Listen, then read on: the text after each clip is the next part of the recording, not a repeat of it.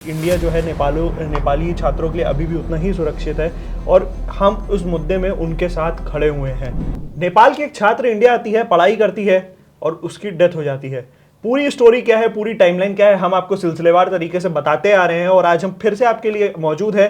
पूरा टाइमलाइन आपके सामने पेश करेंगे, बताएंगे कि कब कब क्या क्या हुआ। हालांकि इंडिया.com अपने दर्शकों से रिक्वेस्ट करता है कि ऐसे मामलों को जरा थोड़ा आगे शेयर करा जाए ताकि हमारे भी सीनियर्स तक ये बात पहुंचे, हमारी भी लोकल बॉडीज और जितने भी रिप्रेजेंटेटिव है उन तक ये बात पहुंचे और उसको इंडिया और नेपाल की एक हेल्दी रिलेशनशिप की भी शुरुआत हो पाए वहां से। वैसे कि नेपाल का जो रिएक्शन आ रहा है सामने से, उसमें वो काफी एग्रेसिव दिखाई दिया है, डिफेंसिव मोड में। वहां पे वो चाहता है कि इस मुद्दे को और भी ज्यादा पेश करा जाए। तो आज हमारे साथ अरुण सर हैं। अरुण सर हमें इस मुद्दे पे पूरी बताएंगे कि क्या क्या कब कब क्या हुआ सिलसिलेवार तरीके से। सर अंश, देखिए, जो 16 तारीख को सुसाइड हुआ था, फरवरी 16 को, जो नेपाली बीटेक थर्ड ईयर की स्टूडेंट थी, जो लड़की थी, उसका एलिजेडली सी कमिटेड सुसाइड।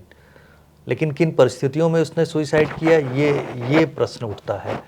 तो उसको हैरेस किया गया, वो किसी स्टूडेंट ने, जो उसके साथ के स्टूडेंट ने, जैसा कि कहा जा रहा है, रिपोर्ट्स आ रही हैं।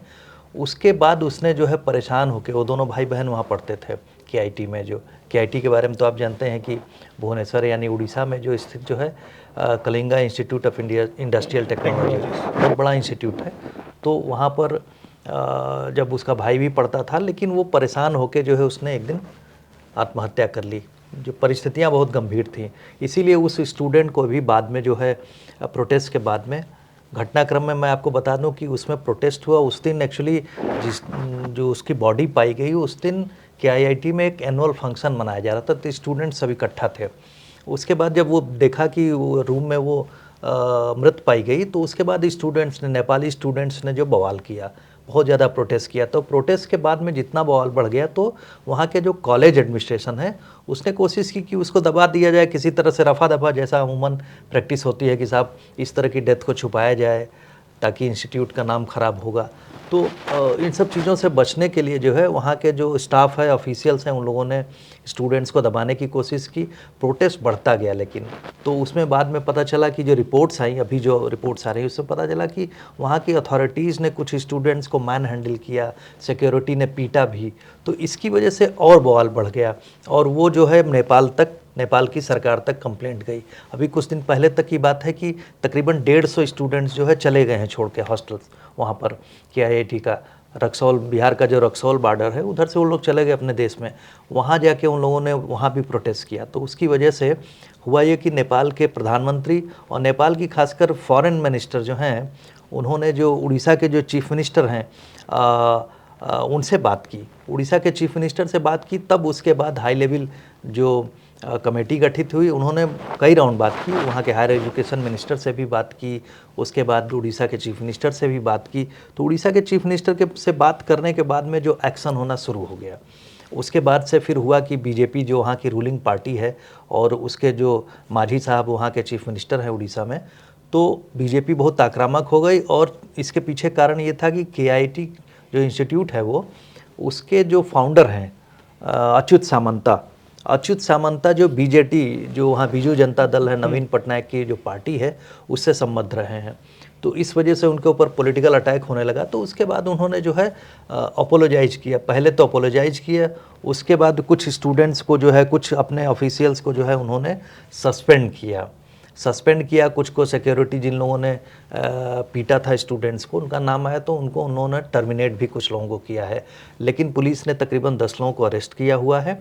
और एक स्टूडेंट जिसका नाम आया है, वो लखनऊ का स्टूडेंट है। उसका, चूँकि मैं स्टूडेंट का नाम नहीं लेना चाहता हूँ, लड़की का भी, और ना ही वो जिसके पीछे अपार्टमेंट के लिए चार्जेस लगे हैं, अरेस्ट हुआ, उसका भी नाम लेना नहीं चाहूँगा।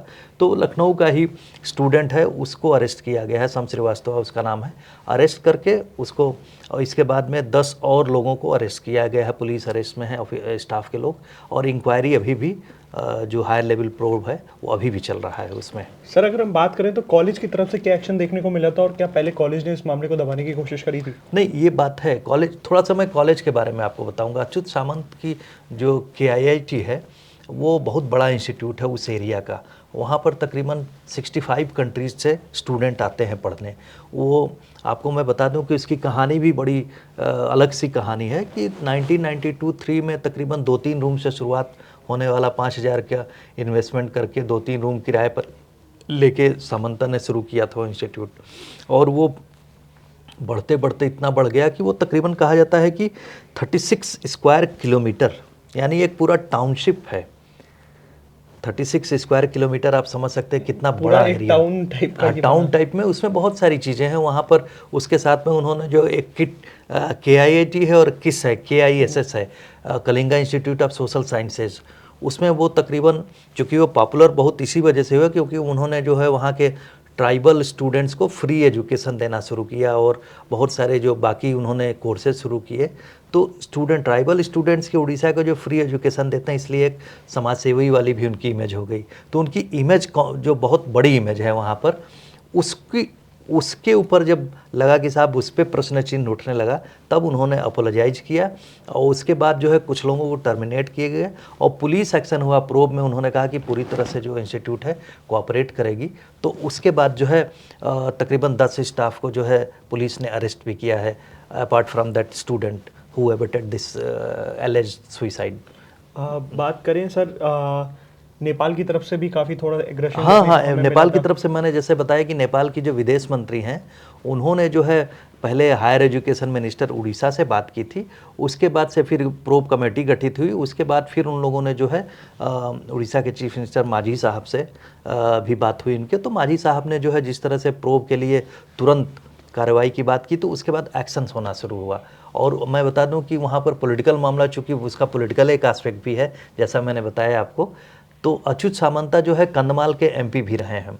उनको जब उन्होंने जब अपना एम्पायर खड़ा कर लिया ये, तो उसके बाद 2018 में उन्होंने पॉलिटिक्स ज्वाइन की और 18 में उसी साल वो राज्यसभा में बीजू जनता दल से राज्यसभा में आ जाते हैं। लेकिन नेक्स्ट ईयर 2019 का उन्होंने इलेक्शन जो है जीता। कंधमाल एक कंस्टिट्यूंसी है ट्राइबल एरिया में, वो उड़ीसा का जो है ट्राइबल डोमिनेटेड एरिया है, वहाँ से वो उस एरिया में काफ़ी पॉपुलर है। तो वहीं के ज़्यादातर स्टूडेंट्स उस रीजन के, उनके किस में, जैसा मैंने बताया कि सोशल साइंसेज वगैरह और सब कोर्सेज में काफ़ी स्टूडेंट फ्री एजुकेशन पाते हैं।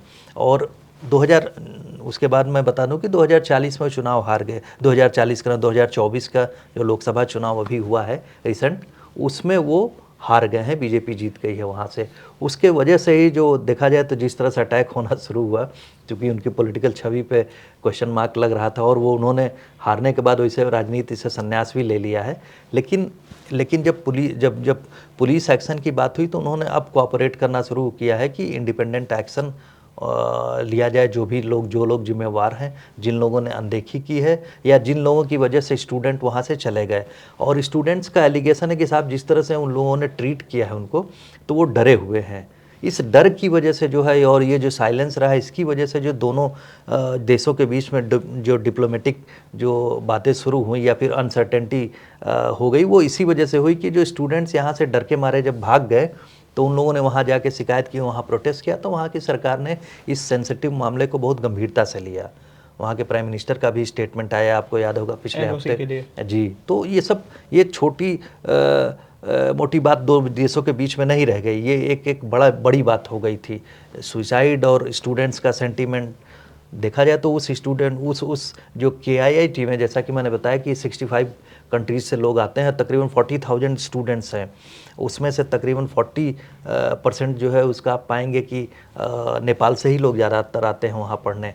तो नेपाल के स्टूडेंट्स का वहाँ पर एक बड़ा सेगमेंट पढ़ने को आता है।